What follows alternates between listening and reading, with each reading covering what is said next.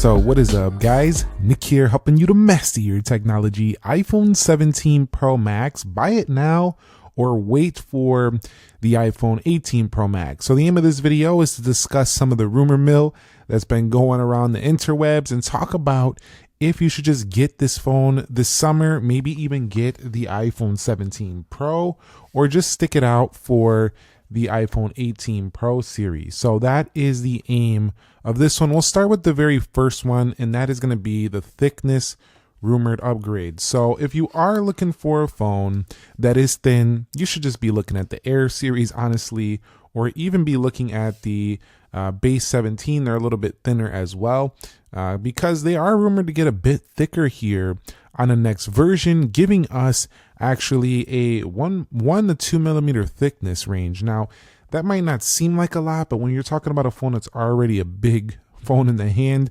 having like an extra millimeter or two will make this phone feel even more like a brick. Now, a lot of people have been saying for years they would gladly take a thicker phone to have better battery life, and that might actually be coming to fruition this time around.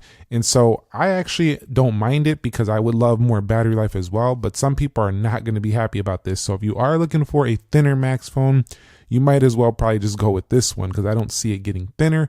I actually see it getting thicker to have a bigger battery. And the reason why is I believe that they're going to go with the lithium ion bigger battery, which is going to make the phone thicker because it's not a silicon carbon tech battery. That's what I think is going to probably happen, but I could be wrong. Again, we are just speculating right now, but still, this is something that I think is going to happen. Let me know if you agree or disagree with the thickness rumors down below. And number two is going to be the display sizes, and overall quality is not likely going to change too much. I do believe we're going to see the same 6.3 we see on the iPhone 17 Pro and iPhone 17 Pro Max at 6.9.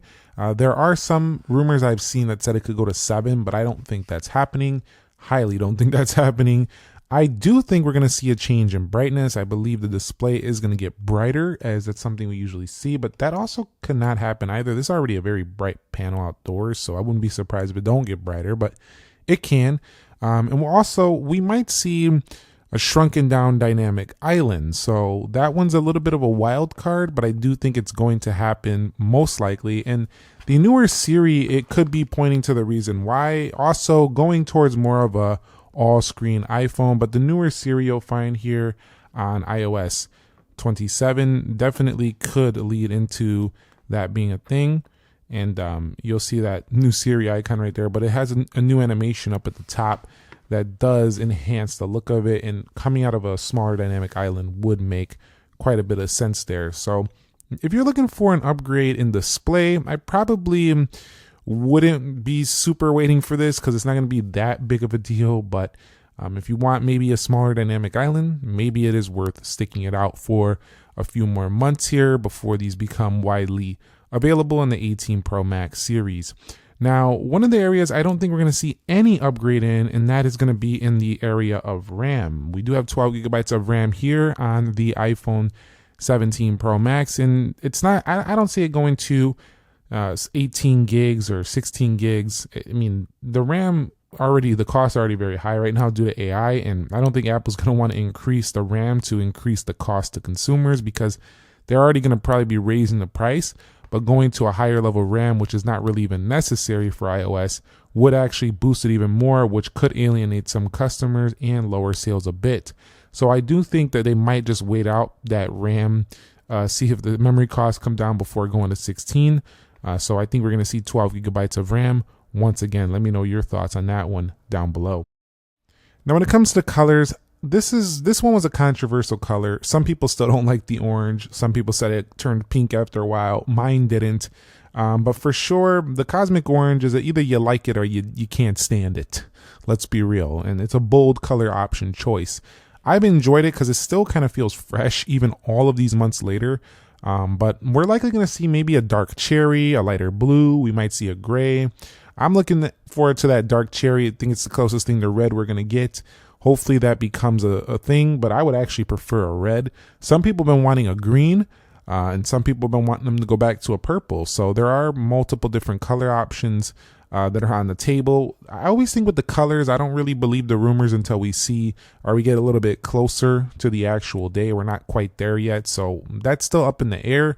But that dark cherry is seeming like it might be coming true. So we'll have to stick it out and see. But if you just couldn't stand the iPhone in orange over here, you couldn't stand these iPhones, just these colors this year were just boring to you, you probably want to just wait a little bit until the next version comes out in a few months and just skip out buying one of these right now, because you might regret it when you see the new color options that might be coming to these phones. So I think that one, for color fans who didn't like these colors too much, you might want to really wait this one out. So I don't know if you've been paying attention to the Apple ecosystem and landscape, but Apple's been trying to make their whole ecosystem be controlled by themselves top to bottom. You know, they've switched over to Apple Silicon and the Macs. They've been slowly transitioning away from Qualcomm and bringing their own in-house modems. And we might see a C2 modem. This is likely to happen on the iPhone 18 Pro Max, bringing you more privacy and potentially better overall connection as it is Apple's modem. However, you know, that depends. We'll see if that happens. But if you want the Apple modem, what's one of the biggest gains to that is better battery life on the phone. So let's bring it back to battery. So if you want better battery life and potentially better privacy with your modem on board, you might want to wait it out to see if Apple brings that on the 18 Pro Max and skip out this one over here on the 17 Pro Max. And so let's talk about the next one, which we kind of brushed on a little bit earlier, but the huge battery increase. 5,500-ish milliamp hour battery could bring a potentially an hour and a half to 2 hour better battery than even the 17 Pro Max.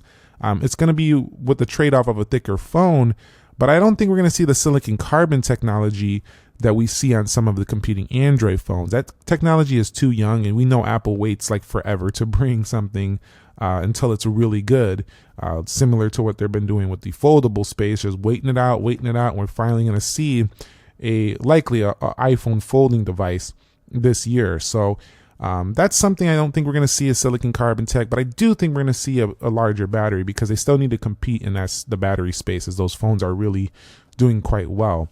Now, speaking about the cameras right here, I do think we're going to see a variable aperture camera. Now, we've seen Samsung bring these types of cameras before, but basically that camera is going to open up and kind of give you better low light performance, better performance in most lighting conditions, and kind of understand exactly what lighting condition you're in via the hardware to give you the best overall results. So let's just put it this way. Generally, the camera is going to have a new feature that's going to make it even smarter, combined with their already pretty smart processing they do on these cameras. It's going to get better, which is saying a lot, because this phone has already have a great camera. But one of the ones I'm shocked about is the rumor of a 24 megapixel. They just went to 18 on this one. Also, ultra wide cameras on this one. So to go up in just 1 year to another higher megapixel count, I think that's a pretty good upgrade if you want a better, front-facing camera. So you might want to wait it out if you want a better front-facing camera. One of the ones that's still up in the air, though, is potentially a under-display Face ID. I mean, technically we have it on the dynamic island. If the dynamic island gets smaller, it's probably still going to be the same like this, just a little bit shrunken down of a dynamic island. So I don't see an under display Face ID happening this year, but some people say it could. And again, we're just speculating right now. So you could look back at this video in a few months and be like, yeah, you were wrong on that one. But we'll see. I'm betting that it's not going to happen this year, the under-display Face ID. That will probably happen more when we get towards the all-screen iPhone, which I don't see happening this year.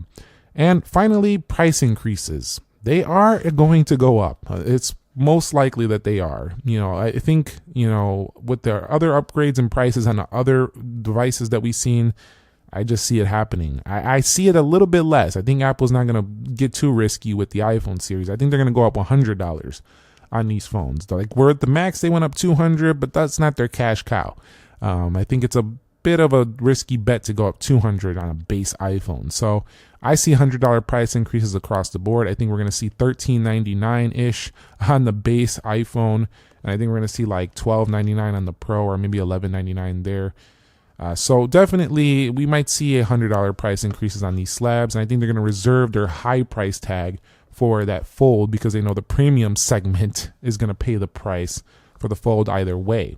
And so their profit margins will be massive on that folding phone right there. So wrapping it up, should you wait for the iPhone 18 Pro Max? Well, if you're willing to pay a little bit more and get quite a bit more, like better modem, better battery, better camera, they're going to improve those things that usually matter to you in the day-to-day and give you maybe more exciting colors.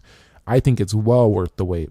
But if you're like, nah, bruh, I'm not paying more than, I'm going to wait for a price increase. It's already a beautiful phone. I'm just going to get a silver iPhone Pro Max or a navy blue, whichever one you want to go with. Then these are still great options. I've been praising them pretty much all year for their great battery, great thermals, and great performance. Let me know your thoughts on this down below in the comment section. Are you waiting out for the 18 Pro Max, or are you going to go with the 17 Pro Max, maybe even a 17 Pro or 18 Pro? Are you waiting it out, or are you just going to go with a Pro base model? Let us know down in the comments. Thumbs up if you enjoyed it. Subscribe if you haven't already, and I'll catch you on the next episode. Nick here. Be sure to be well, and peace.